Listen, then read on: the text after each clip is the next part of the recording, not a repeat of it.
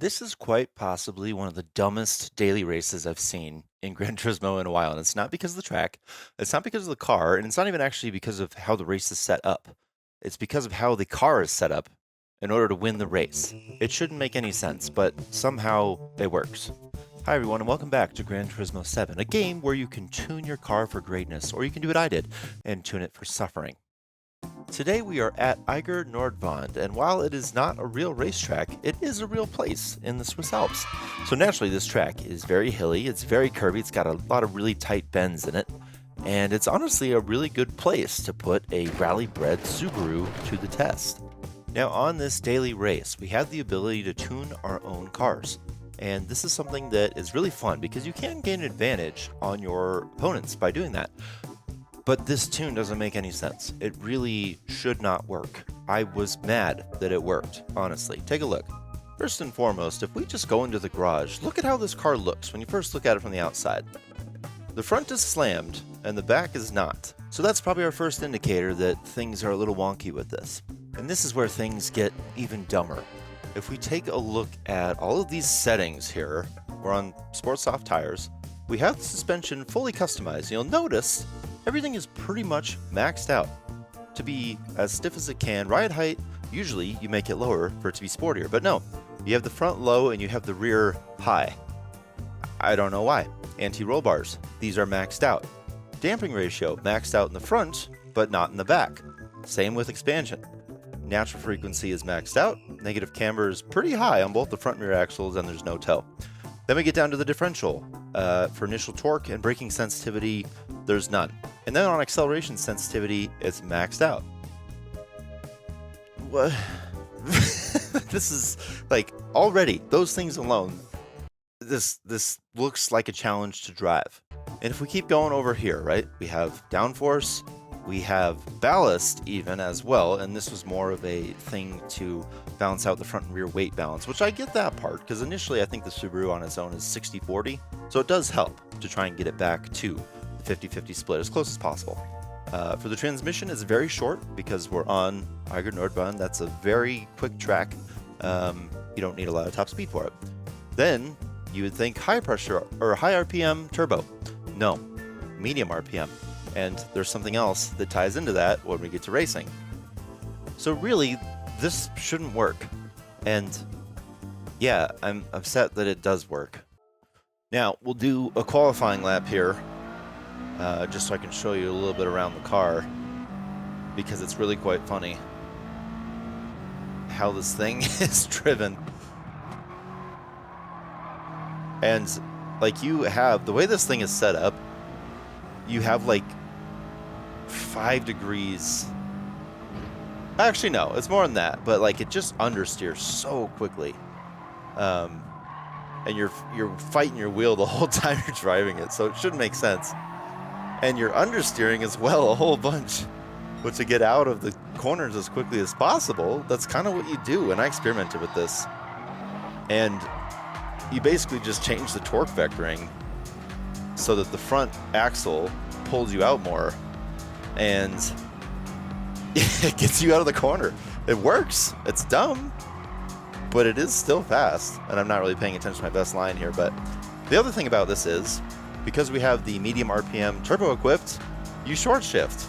So you basically shift right as the RPMs approach the kind of rev counter there. And it's like, in my head, I have so many more RPMs to play with, but I actually tune the transmission to be in that sweet spot so that you are kind of in medium RPM. You don't really have to go that high into the rev range, and that is faster. Like, historically, I've gained about a second on my lap just from short shifting. It's like, again, why is this car set up this way? It's silly. And so, yeah, through these corners, we're understeering, but you just put your foot down, and it pulls you out of the corner. Like, what the heck? It feels so weird. It's the most counterintuitive car ever. And then through this weird little corkscrew, the fastest line through there genuinely is to get the back end out. And so I don't use the handbrake. I think that would mess with my head too much. But you can change the brake balance of the car so that your front brakes are really aggressive. And because the rear suspension is lifted up, it will push the back end out. And again, that's such a weird way to get around a corner, but it works. And the other thing you can do here is just kind of shove it. Oh, I did too much steering there. But if you do it properly, you can get around that corner just by giving it a little shove of the brakes, and you basically do this four-wheel drift through that corner. And I measured it. I did it both ways. I did it the proper way, and I did it that way, and both of them are about the same amount of time through that corner. So there's just so much about this car that does not make sense from a fastest lap standpoint, from a racing standpoint, and yeah, I think that's why probably there aren't that many people playing this race, is because they don't want to figure out the tune, they don't want to deal with it, whatever. But it's just kind of silly. Like, it's pretty fun to play. And it actually responds pretty well to trail braking too, to get it through the corners. But like, that doesn't feel like the right way to get it through that corner, but it kind of is. I just don't get it. There's so many things about this that is a red flag, but here we are. This is one of the best parts of this race, is that really no one is playing it. So at the front we have A and B drivers, and at the back we have C and D drivers. And yeah, you can see from the start time, or the first qualifying time to the last, it is a 21-second delta. Usually in like a Group 3 race, you're with mostly A and B drivers, if that's your rating, and the delta's maybe 3 seconds, maybe, usually, but no, this one is special. This will be good fun. Now, for this race, I qualified third. The fastest time in the world I think I saw was like a 105.2, and I wasn't going to spend that much time on this race, so I really didn't care to get one of the best times ever. So third's good to start, and more than anything, I was just curious to see how the other drivers were going to drive, and it was interesting. Let's go chase some people down. Short shift our way to victory. So you can see it works. Look how much I'm gaining on this guy already. We'll go slowly into the first corner. This guy uses his handbrake in front of me. I don't know why. That doesn't seem that effective to me, but try not to hit anyone. It's very hard not to make contact in this race, considering how sideways people get. Now, one thing that's funky with this car is, even though the brake balance is at 0 right now, because the way the suspension is set up, when you heavily brake like I do here, you kind of lose control a little bit if you're steering. So it's important to just brake in a straight line, as you usually would, but this car is very sensitive to it. So even those little movements under braking set it off a bunch, because remember, the back axle is higher in ride height than the front, and so even just letting the nose dive a bit, the rear wheels lose a good amount of traction, and then if you're turning, you're spinning. So that was something that was hard to get used to in this race, admittedly. Slam the brakes through here. Try and get a good exit. Short shift. Oh man, this is just silly. Engine brake. The other challenging part with this was the understeer limit, because you want to be about 10 degrees past where you usually are, and right here I went way too far, so the car scrubbed forward into the wall, and that was unfortunate. But you have to like train your mind to do it, which you don't want to do. It's not a good racing strategy, so that was another challenge with this silly Subaru.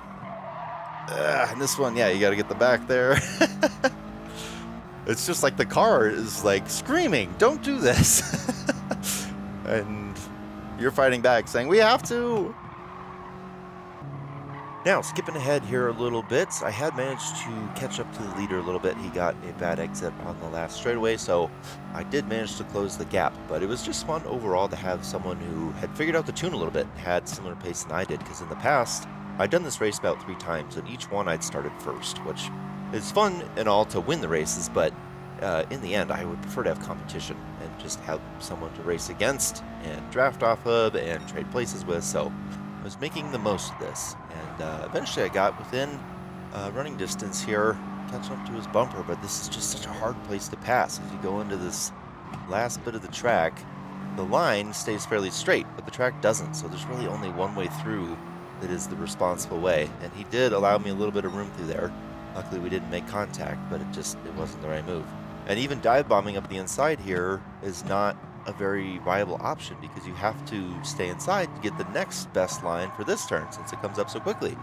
So you kind of just have to wait until you can get a run on one of the bigger straights, because through here, unless they mess up, I mean, you can see we're all over it, and I wasn't getting too much position, but right there, that is where you need to get your exit nailed in order to get past someone, and I hadn't so much, so I'm sticking behind him, still with him, but it's taking time.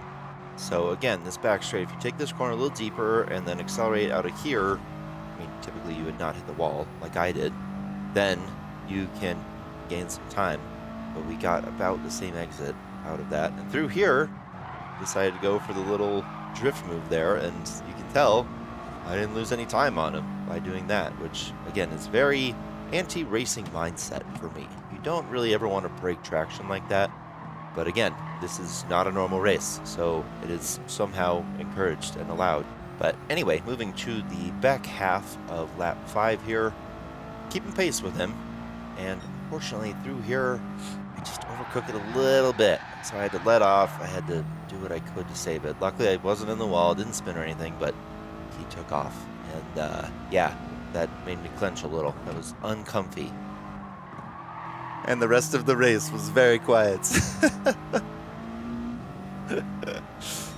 I was just about to say this guy in front of me is giving me the most challenge out of anyone in this race.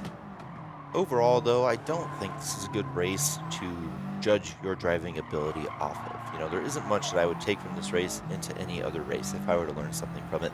Just because the car is so... I mean, it's very specifically set up to this track. Like, if you were to take this car to Monza or any other racetrack, it would just feel weird. And so, again, I think that does contribute to why a lot of people didn't race this race, and I get that. But it was just fun, you know, to do something different, to get out of the Group 3, Group 4 typical races that we see. I do love those races, but to see a one-make race where you can flex your tuning prowess, or maybe lack thereof, as we did with this car, and make something that works specifically for one-time use, then so be it. Have some fun with it. But yes, everything that I learned from this race, I'm quickly forgetting, which is probably the ideal thing to do.